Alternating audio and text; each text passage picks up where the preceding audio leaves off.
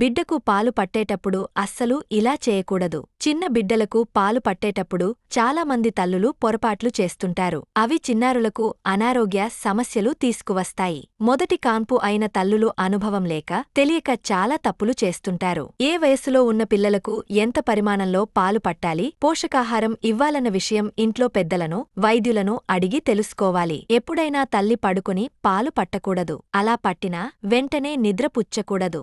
దీనివల్ల పిల్లలు తాగిన పాలు కిందకు జారకుండా ముక్కులోకి వచ్చి ఊపిరితిత్తుల్లోకి వెళ్లి ప్రాణాలు కోల్పోయే ప్రమాదం ఉంటుంది. తల్లి నేలపై కూర్చుని లేదా కుర్చీలో ఉండి పాలివ్వడం మంచిది. ఒడిలో బిడ్డను కూర్చోబెట్టుకుని పాలు పట్టినట్లయితే సులువుగా పొట్టలోకి వెళ్తాయి. పాలు పట్టిన వెంటనే నిద్రపుచ్చకుండా కనీసం 10-15 వరకు నిమిషాలు చేతిలోకి తీసుకొని భుజాన వేసుకోవాలి. చేతితో తల, వీపుపై జోకొడుతూ లాలిస్తుండాలి. ఈ విధంగా చేస్తే పాలు బాగా జీర్ణమవుతాయి. ఇలాంటి మరెన్నో ఆసక్తికరమైన సమాచారం కోసం మా ఛానల్ను సబ్స్క్రైబ్ చేసుకోండి.